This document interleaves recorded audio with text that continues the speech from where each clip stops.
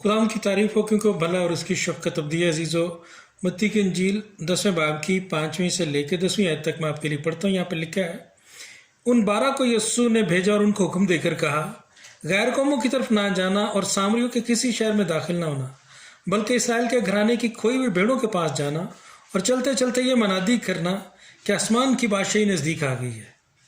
बीमारों को अच्छा करना, मुर्दों को जलाना, कोड़ियों को पाक साफ करना, बुजुर्गों को निकालना तुमने मुफ्त पाया, मुफ्त देना। ना सोना अपने कमरबंद में रखना, ना चांदी, ना पैसे, रास्ता के लिए ना झोली लेना, ना दो कुर्ते, ना जूतियां, ना लाठी, क्योंकि मजदूर अपनी खुराक का हकदार है। आमीन, हालेलुया। यीशु नासरी ने अपने शागिर्दों को चुनने के थोड़े से बाद ही उनको पहली दफ़ा मिशनरी दौरे पर भेजा और उनको कहा कि जाओ इसराइल के सारे शहरों में जाकर मनादी करो और जो काम मुझे तुमने करते हुए देखा है यही काम तुमने जाके करने। एग्जैक्टली क्या काम करने हैं? यीशु क्या करते थे? मुर्दों को जिंदा करते थे, बुजुर्गों को निकालते थे, बीमारों को शिफा देते थे और कोड़ियों को पाक साफ करते थे और साथ में मनादी करते थे कि आसमान की बादशाही नज़दीक आ गई है। यीशु नासरी ने अपने शागिर्दों को यही काम करने के लिए भेजा और कहा कि आप जाओ और इसराइल के सारे शहरों में यही मनादी करो, यही बातें बताओ जो मैं कर रहा हूँ, बता रहा हूँ, और वही काम करो एग्जैक्टली जो मैं कर रहा हूँ। यानी आप कह सकते हैं कि ये शागिर्दों की पहली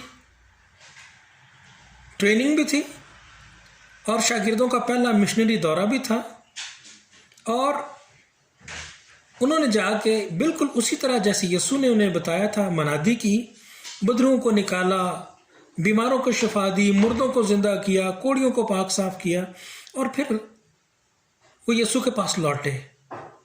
यहाँ पर आप ये भी चीज़ देखें कि यीशु नासरी ने अपने शागिर्दों को एक अहम बात बताई कि जब आप मेरी मनादी करने के लिए मेरी तरफ से मिशनरी दौरे पर भेजे जाओ तो ये ना फिक्र करना कि तुम्हारा खर्चा कहाँ से चलेगा। तुम मेरे मजदूर हो, मैंने तुम्हें मजदूरी दी है और मैं ही इसका बंदोबस्त करूँगा, मैं ही तुम्हारे लिए सब कुछ मुहैया करूँगा। और आज तारीख़ कलीसिया जो है वो इस बात की गवाह है कि कभी भी खुदा के मज़दूरों को किसी के आगे हाथ नहीं फैलाना पड़ा और खुदा ने हमेशा बर वक्त उनके लिए मुहैया किया है और अपने कलाम को हमेशा सच साबित किया है, क्योंकि उसका कलाम ला तब्दील है। जो उसने कहा है वो ज़रूर पूरा होता है। आज इन बातों को, इस हवाले को चुनने का मकसद जो पिछले 2-3 दिनों से मैं आपके दौरान में मनादी कर रहा हूँ, उसी बात को सिखाना और समझाना है कि यहाँ गौर करें कि जो शागिर्द हैं उनको चुनने के कुछ अर्सा बाद ही यीशु भेज रहे हैं। अपनी ज़मीनी खिदमत के एंड पर नहीं बल्कि शुरू में यीशु ने उनको भेजना शुरू कर दिया मिशनरी दौरों पर। और फिर यहाँ पर ही आप देखते हैं कि रूह कुद्दुस का बपतिस्मा पाने से पहले ही वो बुजुर्गों को भी निकाल रहे हैं, मुर्दों को भी जिंदा कर रहे हैं और बीमारों को भी शिफा दे रहे हैं और अजीब अजीब मौजज़े उनके वसीला से खुदा कर रहा है। मत्ती की इंजील के 7वें बाब में यीशु ने कहा था कि उस वक्त बहुतेरे मेरे करीब आएंगे और मुझे कहेंगे कि क्या हमने तेरे नाम से नबूवत नहीं की, क्या तेरे नाम से हमने बुजुर्गों को नहीं निकाला, बीमारों को शिफा नहीं दी, मौजज़ात नहीं किए। तो उस वक्त मैं उनसे साफ कह दूंगा कि बदकारो मेरे पास से चले जाओ, मैं तुम्हें नहीं जानता कि तुम कौन हो।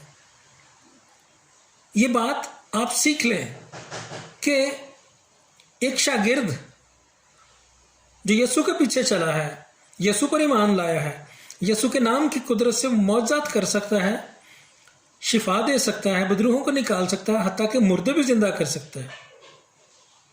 लेकिन उसकी निजात का प्रोसेस उस वक्त तक मुकम्मल नहीं होता जब तक कि वो रूह कुद्दुस का बपतिस्मा ना पाले।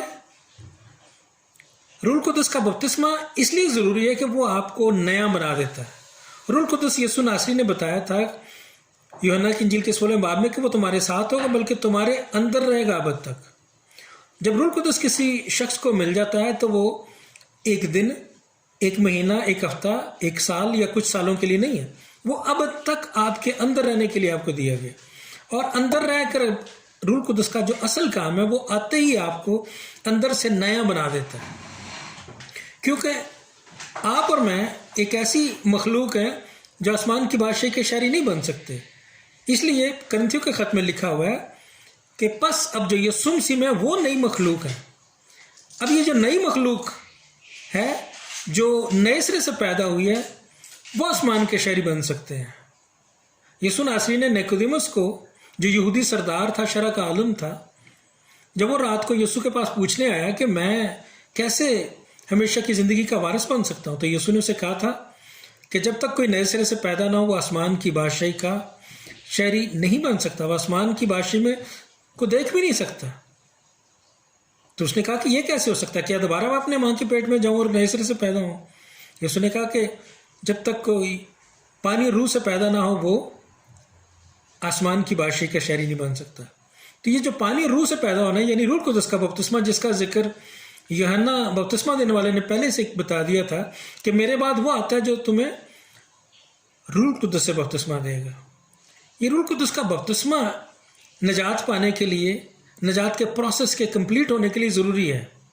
معجزات آپ کے وسیلہ سے ہو سکتے ہیں۔ اگر آپ روح القدس کو آپ کو نہیں بھی ملا تو اس سے پہلے بھی آپ کے وسیلہ سے معجزات ہو سکتے ہیں اگر آپ شاگرد ہیں۔ اسی لیے وہ لوگ جنہوں نے یسوع کو عدالت کے وقت کہنا کہ کیا ہم نے تیرے نام سے بدروہوں کو نہیں نکالا، کیا ہم نے معجزات نہیں کیے، کیا کمی رہ گئی تھی؟ کمی ان میں یہی تھی کہ انہوں نے اپنی نجات کے پروسیس کو کمپلیٹ نہیں کیا۔ شاگرد بننے تو چلے گئے لیکن آسمان کا شہری بننے کی طرف نہیں گئے۔ اگر آپ آسمان کا شہری بننا چاہتے ہیں تو آپ کو در حقیقت نئی پیدائش کی ضرورت ہے۔ نئی پیدائش کے بغیر ایک مسیحی نہیں ہے۔ نئی پیدائش آپ کو حقیقی مسیحی بناتی ہے۔ نئی پیدائش آپ کو نئی مخلوق بناتی ہے۔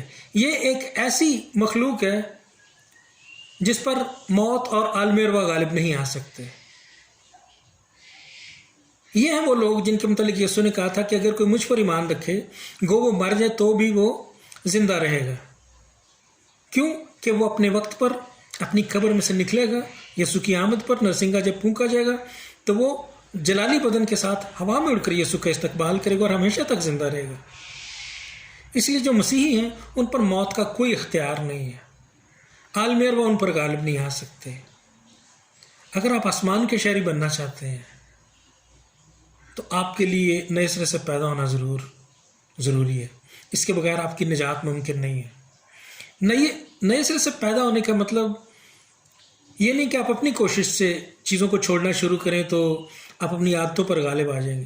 جب ہم اپنی کوشش سے اپنی بری چیزوں کو، بری راہوں کو ٹھیک کرنے کی کوشش کریں گے تو کچھ عرصہ بعد دوبارہ ممکن ہو سکتا ہے کہ ہم آزمائش میں گریں اور ناکام ہو جائیں۔ لیکن جب روح القدس آپ کو ملے گا، آپ کو نیا بنائے گا اندر سے، تو وہ آپ کی ایسی تبدیلی ہوگی کہ جو ہمیشہ تک قائم رہنے والی تبدیلی ہوگی۔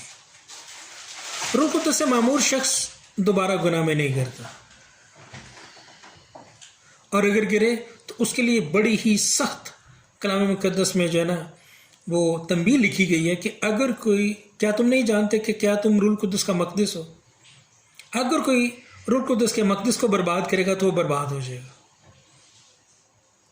روح القدس یافتہ شخص جس کو روح القدس کا بپتسمہ مل گیا، اگر وہ روح القدس کو پانے کے بعد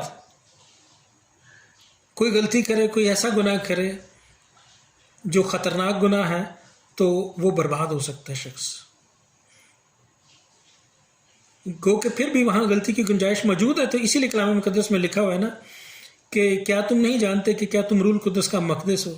اگر کوئی اس مقدس کو برباد کرے گا تو وہ خود برباد ہو جائے گا۔ تو میرا ایمان ہے کہ روح القدس پانے کے بعد آپ بہت کم چانس ہے کہ آپ گناہ میں گرو اور بدکاری، زناکاری میں پڑ جاؤ۔ تو آپ اگر چاہتے ہیں کہ آپ ہمیشہ کی زندگی کے وارث بنے، آسمان کے شہری بنے، تو آپ کو نئے سرے سے پیدا ہونا اور روح القدس کے ذریعے سے نئے سرے سے پیدا ہونا ضرور ہوگا۔ خدا آپ سب کو برکت دے. God bless you all and have a good happy Sunday.